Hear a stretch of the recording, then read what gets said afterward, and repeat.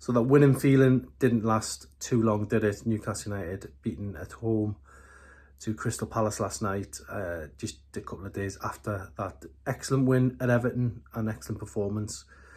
I suppose you couldn't really, fault the endeavour of the players in the second half without trying to sound like a manager there.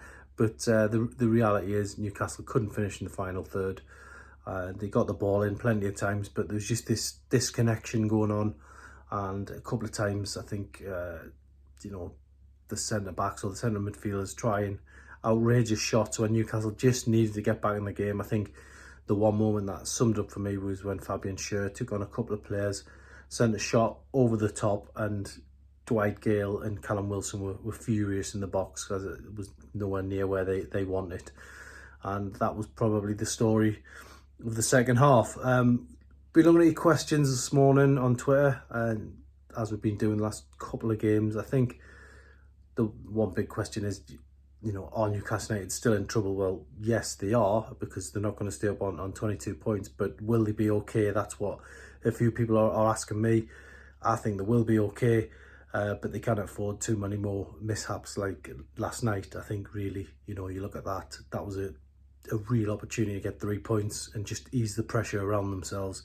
Instead, they'll be looking over the shoulders at other results, and now they need to beat Southampton, of course, at the weekend. So yeah, wasted opportunity. Will he go down? Not for me. I think there's 3 worse teams, but hopefully they can get out of trouble earlier than they did in recent seasons. But they're going to need some good performances in the next few games.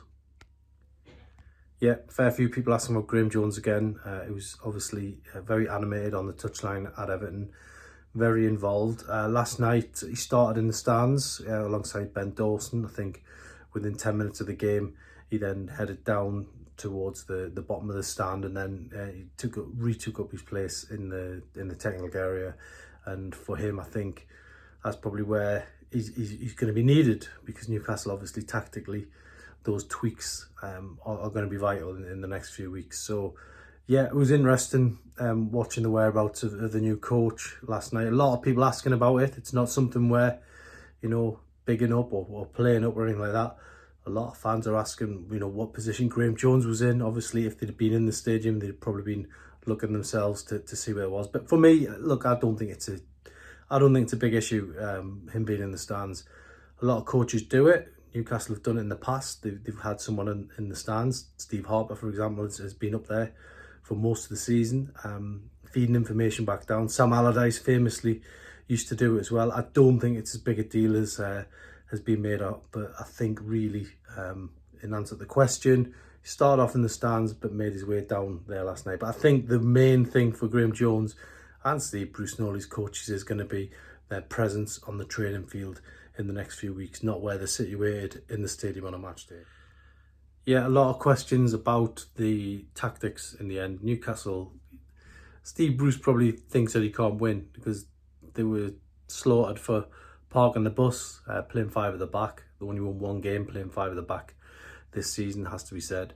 And last night they ended up with about 5 attackers on the pitch, and I think Ryan Fraser was playing right back by the end.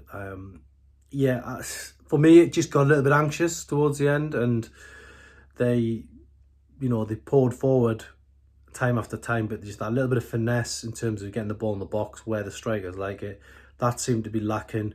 I don't think you can do that at the start of a game. It's something you do when you are chasing it, but as the game wore on and the time was running out, it was becoming more obvious that Newcastle were going to lose the game because they just lost the composure. So you can have as many attacking players on the pitch as you want, but unless you got a couple of cool heads on there who are going to pull the ball back in exactly the right area, in and around that 6-yard box where Dwight Gale and Callum Wilson they were screaming out for that last night, it didn't come their way. Andy Carroll had that header right at the end, but again, it was all a little bit frantic. I think Jamal Lewis had about 3 or 4 attempts to get the cross in, and at the end of the day, Newcastle lost the game, and it was not because of the amount of chances created. It was just their lack of quality in and around the box.